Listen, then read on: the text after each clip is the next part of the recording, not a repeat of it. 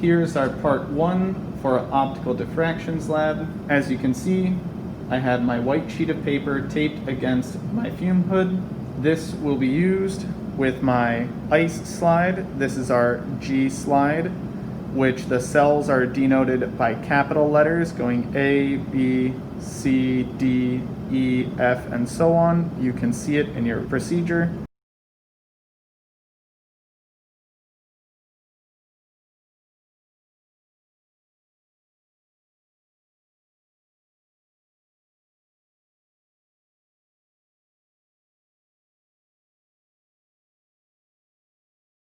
And then I have my red laser pointer. I'm now going to be standing about 2 meters away and shining the red laser pointer through the different lenses on my ice slide. As I said before, this is the G slide. I am starting at the bottom left, cell A. As you can see, cell A gives us a horizontal line. Next, I will move to cell B. As you can see, cell B gives us a vertical line. Next will be cell C. Cell C gives us another horizontal line. However, if I compare it back to cell A, you will notice that the distance between the dots for cell C is much greater than the distance between the dots for cell A. Next will be cell D. Again, we have a vertical line. Comparing that back with cell B, you will notice the same pattern as before with C and A. Cell D has a greater distance between the dots than cell A. Now we are moving on to cell E. As you can see in this one, instead of having a vertical line or a horizontal line, we have an array of dots in a square pattern going outwards. Then moving up to cell F, you can see that we again have the square pattern, but comparing it back to cell E, you can see that F has a larger distance between the dots. Now we are moving on to cell G. As you can see with cell G, we have another square pattern, except there is a pattern showing up in our cell. Some of the dots are more pronounced than others. Then moving up to cell H, this one, as you see, is a perfectly square pattern. Comparing it to before, cell G, cell H.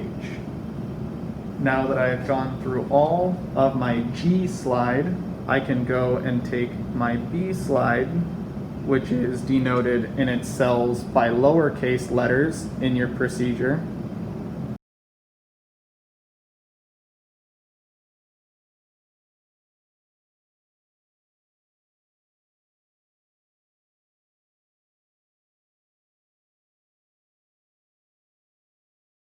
I will now show you all of this pattern using the red laser pointer as well.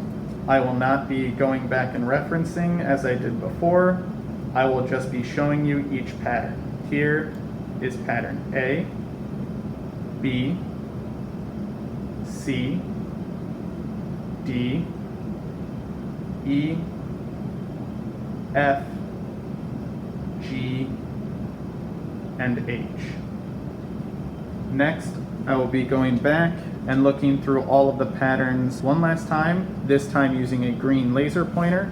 As you can see, our green laser pointer is very powerful, so be very careful to not shine any laser pointers at another person. We do not want any laser pointers to be shined in the eyes of someone else. So to start, I will be using my G slide again, denoted using capital letters in the procedure. A green laser pointer has a lower wavelength than a red laser pointer, so you can now observe the difference when we use a different wavelength of light. That is A, B, C, D, E, F, G, and H. Next, I'll be showing you slide B using the green laser pointer. Here we have A, B, C, D, E, F, G, and H. Observing the differences between the green and the red laser pointer, you can see that our green laser pointer, when shown through the diffraction gradient, has a shorter distance between any of the dots when compared to our red laser pointer. In order to show this, here is our G slide, pattern A, and then now I will switch to the green laser pointer through pattern A as well, and you can see that there is a much shorter distance between each of the dots for our green laser pointer compared to our red laser pointer. And that is all for part 1 of optical diffractions.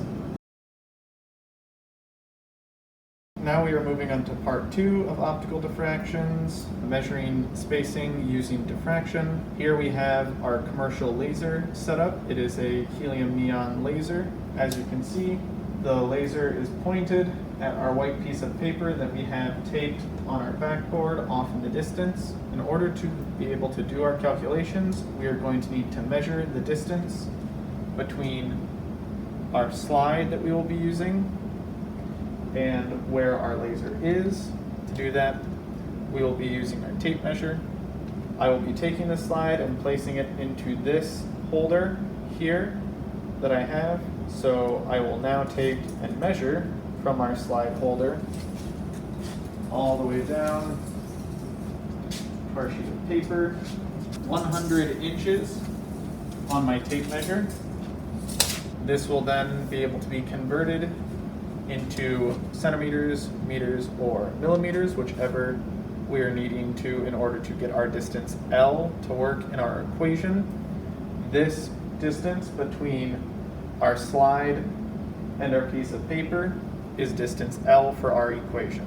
Now that we have taken that first measurement, we can go ahead and turn off the lights in order to see our diffraction pattern, because when we have the lights off and we have our pattern showing on our piece of paper, we'll be using a ruler and pencil in order to draw the center of each dot and then measure the distance between neighboring dots. So you will need to choose 2 patterns from your G slide. In this case, I am just going to be using pattern A and B. So I will place my slide in, move it to the proper pattern that I'm looking for, and get it clamped in place. So now I have my pattern A being displayed. So now I can take my pencil and mark the center point of each dot on my paper. You want to be very careful not to put too much pressure on the board in any direction, otherwise it could move. So now I have drawn on my paper each of the dots.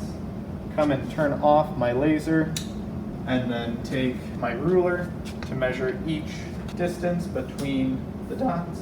So now I have my paper that I have my dots on from my diffraction. I now need to take my ruler and measure out in millimeters the distance between each of the dots. That way we can get an average. So starting for our first one, we have a distance of 18 millimeters. Next, we have a distance of 19 millimeters.